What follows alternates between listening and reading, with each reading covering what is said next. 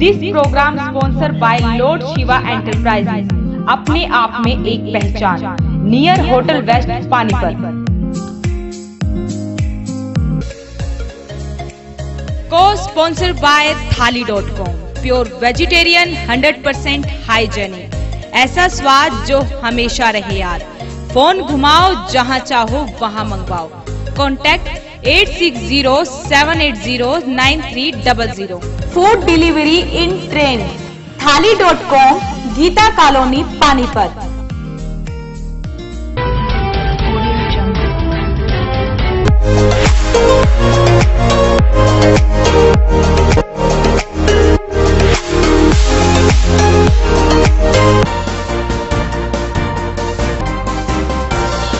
नमस्कार, voice of Panipat में आप सभी का स्वागत है। इस वक्त आप देख रहे हैं पानीपत दनादन और मैं हूं आपके साथ सोनम। आगे बढ़ने से पहले आइए नजर डाल लेते हैं अब तक की हेडलाइंस पर। पानीपत में शर्मसार करने वाला मामला आया सामने। पुलिसकर्मी ने शादी का झांसा देकर महिला से बनाए शारीरिक संबंध। बच्चों के साथ घट रही सामाजिक घटनाओं को लेकर किया जागरूकता कैंप का आयोजन। महिला सशक्तिकरण को लेकर inner wheel club mid town की पहल। नाटक के माध्यम से भ्रूण हत्या को लेकर किया जागरूक। आर्य कॉलेज में राज्य स्तरीय काव्य नाटक व भाषण प्रतियोगिता का हुआ आयोजन। आंगनवाड़ी वर्कर्स एवं हेल्पर्स यूनियन ने दूसरे दिन भी किया जोरदार प्रदर्शन। और अब गतिविधियां विस्तार से। पानीपत में शर्मसार करने वाला मामला सामने आया है। एक पुलिसकर्मी लगातार 1 साल से महिला को शादी का झांसा देकर उससे शारीरिक संबंध बनाता रहा। मामला चांदनी बाग थाना क्षेत्र का है। एक पुलिसकर्मी मनोज पर आरोप लगे हैं कि शादी का झांसा देकर कई महीनों तक महिला से शारीरिक संबंध बनाता रहा। मनोज बलजीत नगर चौकी में तैनात है। निजी अस्पताल में जिंदगी और मौत से लड़ रही इस महिला की शादी करीब 13 साल पहले सिवागढ़ी में हुई थी। उसके बाद महिला अपने पति के साथ अंबा कॉलोनी में रहने लगी। शादी के बाद एक लड़की हुई, लेकिन पति द्वारा हमेशा मारपीट करने की वजह से उसने अपने पति की शिकायत बबैल चौकी में दी थी। पुलिस ने इस मामले में महिला के कई चक्कर भी लगवाए। इसी दौरान लगभग 1 साल पहले पुलिस चौकी में कार्यरत कांस्टेबल मनोज की नजर इस महिला पर पड़ी और उसने महिला का मोबाइल नंबर ले लिया। उसके बाद इन दोनों की बात व्हाट्सएप पर होने लगी। लगभग 1 साल तक मनोज ने महिला के साथ शारीरिक संबंध भी बनाए और पुलिसकर्मी महिला को हमेशा अपने पति को छोड़ने की बात कहता था। एक दिन साजिश के तहत मनोज ने महिला को अपने पति को नींद की गोलियां खाने में मिलाकर देने की बात कही। महिला ने इस बात का जिक्र एसपी को लिखी गई शिकायत में भी लगाया है कि नींद की गोलियों की ओवरडोज से उसकी पति की मौत हुई है। करीब 1 महीना पहले उसके पति की मौत हो चुकी है। इस दौरान महिला को यह भी पता लग गया कि पुलिसकर्मी मनोज पहले से ही शादीशुदा है। महिला पुलिसकर्मी मनोज के ऊपर शादी का दबाव बनाती रही। आरोप है कि मनोज के खिलाफ कार्यवाही को लेकर जब महिला एसपी के पास जाने लगी तो बलजीत नगर चौकी प्रभारी ने उसे अपने पास बुला लिया और मनोज को भी चौकी बुलाकर महिला से मुलाकात करवाई। शिकायत में महिला का आरोप है कि उसके पेट में मनोज का बच्चा भी है। इस बात की जानकारी होते ही मनोज महिला पर बच्चा गिराने का दबाव भी बनाता रहा। महिला के भाई का कहना है कि उसकी बहन ने कल उसे फोन कर चौकी छोड़ने की बात कही। बाद में उसकी बहन ने जहरीला पदार्थ खाने की बात कही। फिलहाल महिला का इलाज निजी अस्पताल में चल रहा है। इलाज कर रहे डॉक्टर का कहना है कि महिला की हालत अभी तक नाजुक बनी हुई है।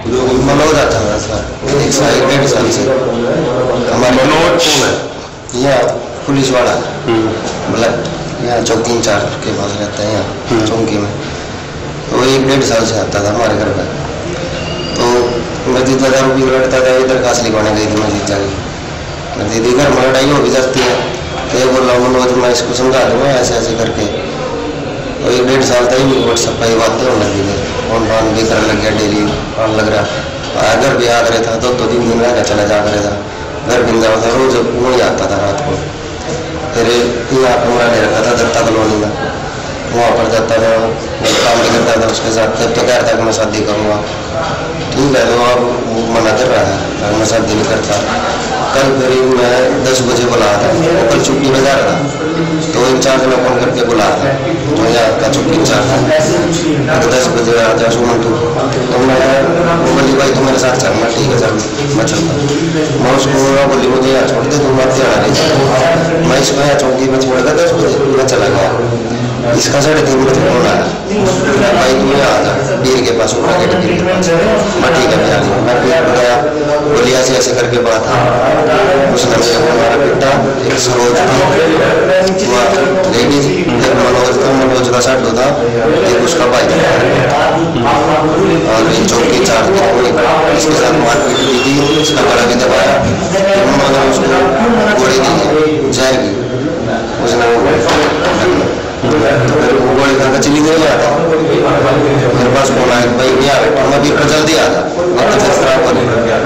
मैं ठीक है, मैं भी पहुंचा, वह थोड़ी घर जा रही थी, घर के पास चली गई थी। मैं घर था बोला बोली लड़की का मम्मी की तबीयत खराब हो गई।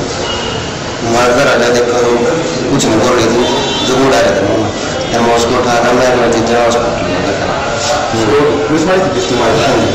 ये बताओ कि इन दोनों का आपस में रिलेशन था? हाँ जी, रोज बातें होती थी, मेरे पास रिकॉर्डिंग भी है, सारी चीज़ें। तो आप फिर शादी से मना कर दिया था? हाँ। अब उसके बच्चे भी आएंगे? मनोज के पहले शादी होती है? हाँ उसकी शादी हो रही पहले। तो उसने बताया नहीं? उसने बताया। कल लगभग शाम के 5 बजे के आसपास से मरीज का भाई राजेश हमारे पास लेके आया था। उसने हमें बताया कि भी हमारे मरीज ने कोई जहरीली वस्तु खा ली है। तुरंत हमने जो भी उपयुक्त उपचार था स्टार्ट कर दिया है, अभी मरीज स्टेबल है। जब आया था तब कैसी स्थिति थी? तभी तो तबीयत ज्यादा खराब थी उसकी। क्या चीज पता लगा, क्या चीज खाई होगी उसने? बस उस टाइम तो यही बताया कि जहरीली वस्तु है। बाद में आगे बताया कुछ डब्बी में कुछ लेके आए थे, सल्फास का कुछ अंदेशा बता रहे थे। अभी ठीक है? अभी ठीक तो नहीं कह सकते, स्टेबल है। 24 से 48 घंटे अंडर ऑब्जर्वेशन रखना पड़ेगा। इस संबंध में पुलिस चौकी इंचार्ज सतबीर का कहना है कि उसे कल ही पता लगा था कि इन दोनों का आपस में प्यार का चक्कर 1 साल से चल रहा है, और जब महिला चौकी आई तो फोन कर मनोज को बुलाया था। कल दोनों आपस में मिले थे, क्या बात हुई उसे यह नहीं पता।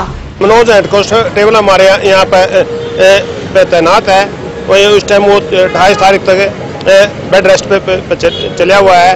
कल वो आए हुए थे, उन्होंने दोनों ने आपस में बातें की हैं। क्या बातें हुई उसके बारे में मुझे नहीं पता, आपस में क्या क्या बातें हुई और कैसे हुई, और ना ही मुझे नहीं पता कि उन्होंने जहर कहाँ पर खाया, कैसे खाया। जैसे भी हमें उस चीज़ की शिकायत मिलेगी वैसी कार्रवाई कर देंगे। मनोज का दोनों का अफेयर था, चक्कर था दोनों का? मैंने सुना था यहाँ की भी इनके दोनों का आपस में 1 साल से आपस में एक दूसरे से चले हुए है बातें। बाकी इसके बारे में मुझे पूरा वो नहीं है। जो शिकायत आएगी आप कार्रवाई करोगे? जो जैसी शिकायत आएगी मैं उसी हिसाब से कार्रवाई कर देंगे। महिला सशक्तिकरण को लेकर आज डेज होटल में inner wheel club mid town द्वारा नव सुरभि नामक कार्यक्रम का आयोजन किया गया, जिसमें महिलाओं के आत्मनिर्भर तथा उनसे जुड़े सभी अधिकारों के विषय पर चर्चा की गई।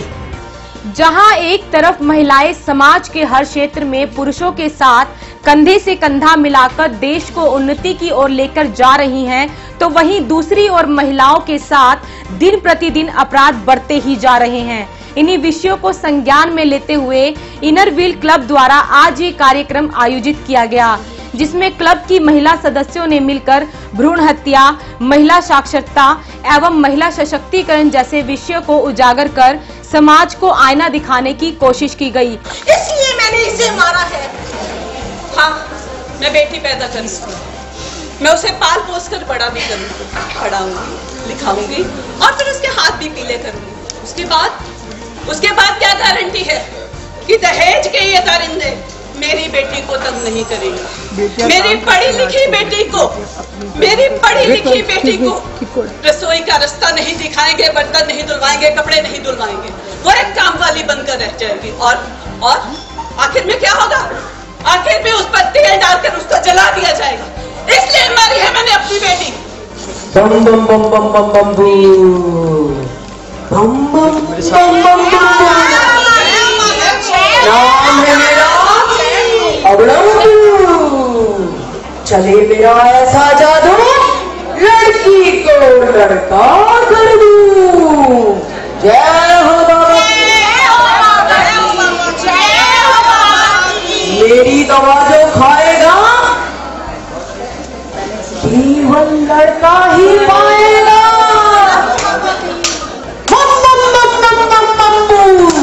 लड़की बाबा को लड़का कर दूं। लड़का निकालो।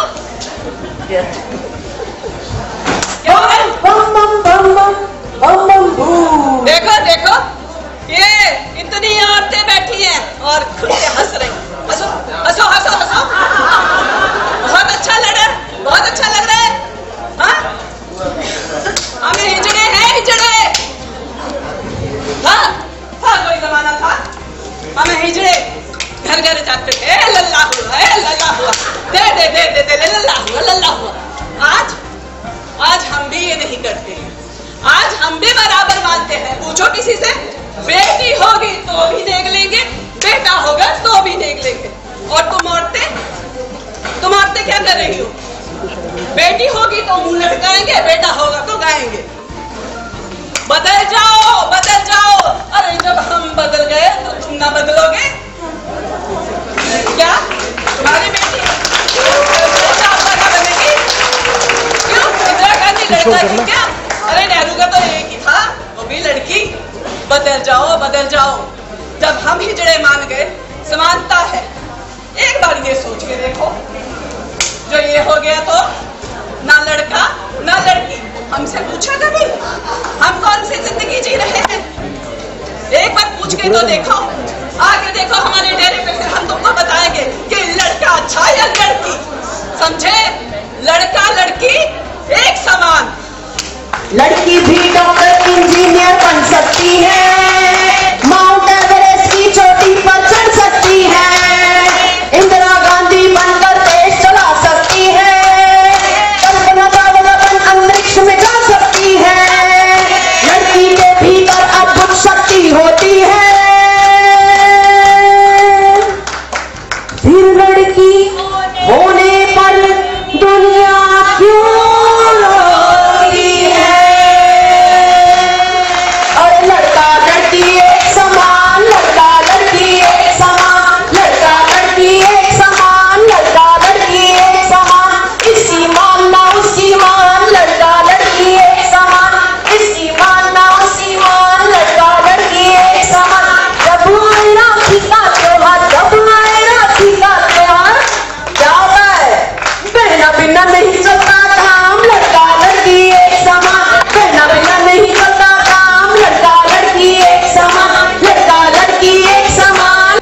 को लेकर वॉइस ऑफ पानीपत ने क्लब के पदाधिकारियों से बातचीत की। महिला सशक्तिकरण को लेकर इनोवेल क्लब मिड टाउन एक पहल की, एक अच्छा कार्यक्रम करवाया गया है डेज होटल में। मेरे साथ क्लब के पदाधिकारी, उनसे बात करते हैं। मैडम, पहले तो आपका परिचय जानना चाहूँगा और ये कार्यक्रम क्यों करवाया गया उसके बारे में।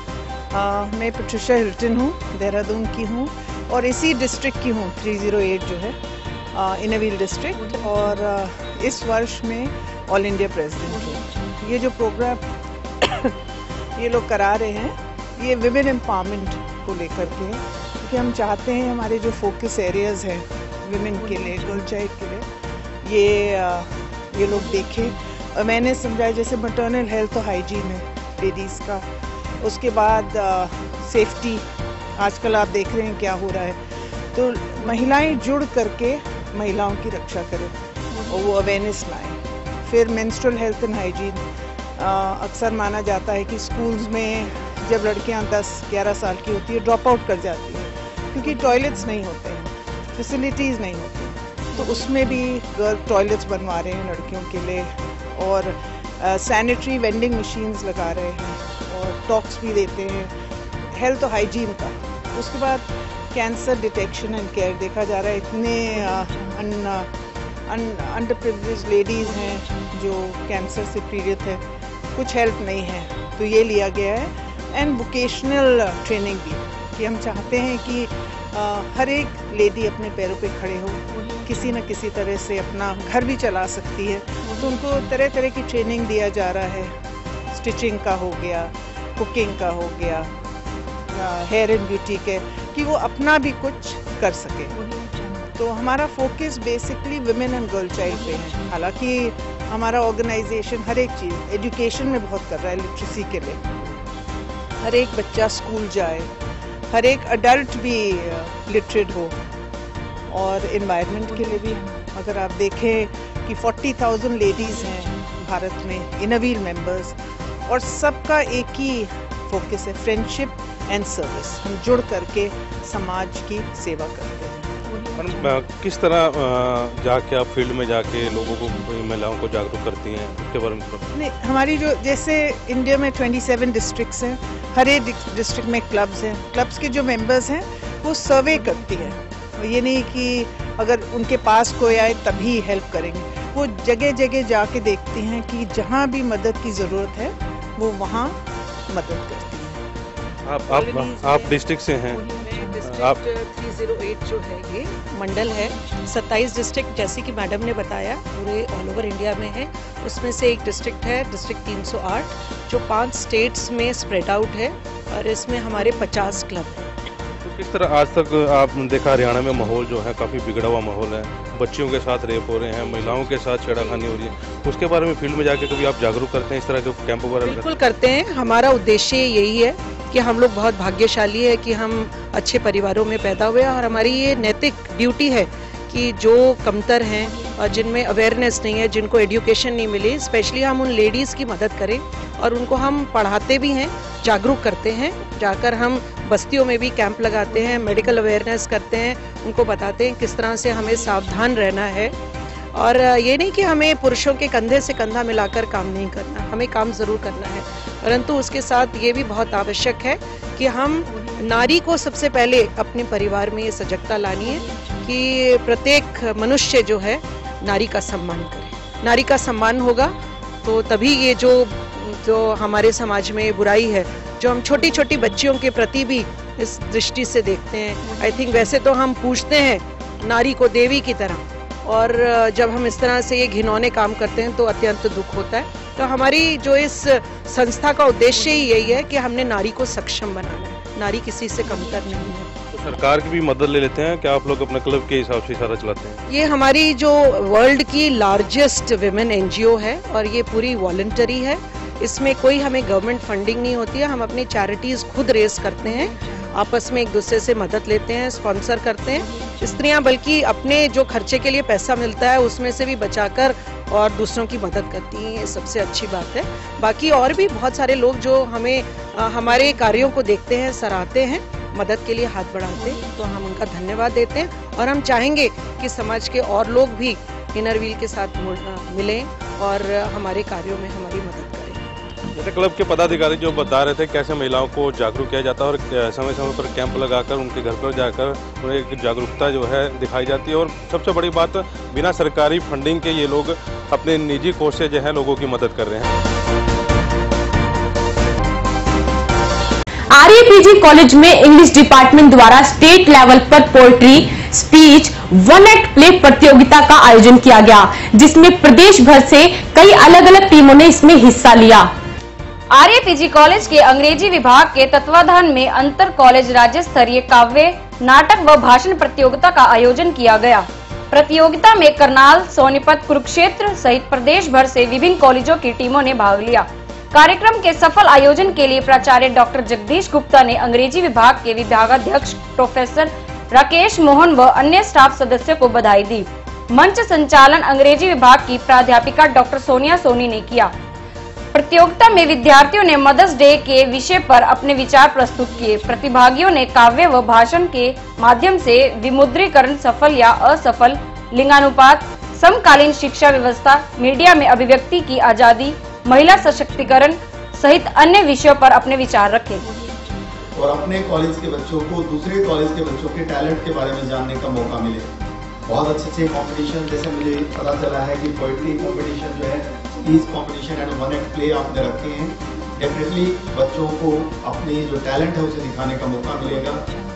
डिपार्टमेंटल एक्टिविटीज़ जरूरी हैं, जो आपका एकेडमिक शेड्यूल है, जो करिकुलम है, जो यूनिवर्सिटी ने सिलेबस प्रेस्क्राइब किया है, उसके साथ साथ बेटा जब भी आपको स्टेज पर परफॉर्म करने का मौका मिलता है तो आपको चूकना नहीं चाहिए, पार्टिसिपेट करना चाहिए।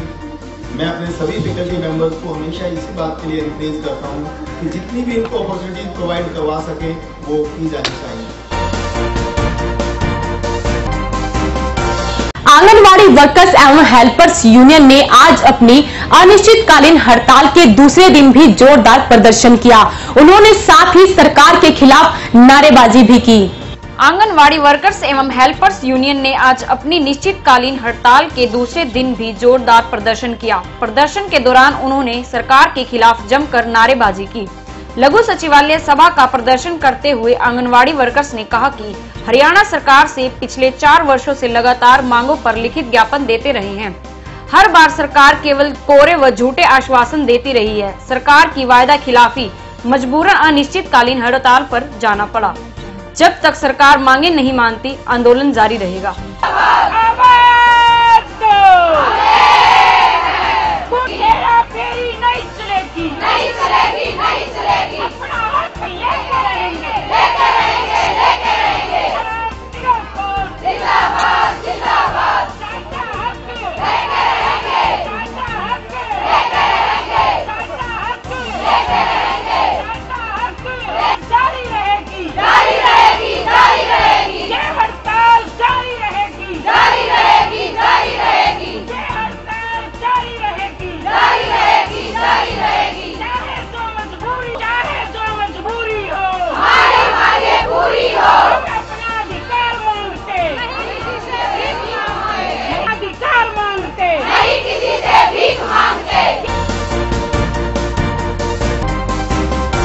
रेड क्रॉस सोसाइटी के चेयरमैन एवं चर्म रोग विशेषज्ञ डॉक्टर रजनी गोयल खरे ने राजकीय वरिष्ठ माध्यमिक विद्यालय काबड़ी में बच्चों में पनप रही बीमारियों एवं बच्चों के साथ घट रही घटनाओं को लेकर जागरूकता कैंप का आयोजन किया। इस कैंप में प्राइमरी स्कूल की बच्चियों को कोमल बेटी नामक शीर्षक फिल्म दिखाकर जागरूक किया गया। इस फिल्म में गुड टच, बैड टच के बारे में विस्तार से दिखाया और बताया गया। डॉक्टर रजनी गोयल खरे ने कहा कि जब भी समाज में कोई बुराई पैदा होती है तो उसके समाधान के लिए बुद्धिजीवी वर्ग को आगे आना होता है। उन्होंने कहा कि नन्ही बच्चियों के साथ आए दिन की घटनाओं से बचने के लिए हमें समाज में जागृति के साथ साथ बच्चों में भी जागृति पैदा करनी होगी। इसका सबसे बड़ा उत्तरदायित्व माता पिता, गुरुजनों तथा समाज सुधारकों पर होता है। उन्होंने कहा कि छोटे बच्चों को बहला फुसलाकर समाज के गलत विचारों के लोग अपना निशाना बनाते हैं और अपने बुरे विचारों का शिकार बना लेते हैं। यहाँ तक कि पकड़े जाने के डर से वे बुरे लोग बच्चों की हत्या तक कर देते हैं। इस मौके पर उप जिला शिक्षा अधिकारी राजपाल सिंह, रेड क्रॉस सचिव विकास कुमार, स्कूल प्राचार्य रणबीर जांगलान, डॉक्टर ललित वर्मा सहित सभी अध्यापक भी उपस्थित थे। आज की गतिविधियों में बस इतना ही। जुड़े रहिए वॉइस ऑफ पानीपत के साथ। नमस्कार।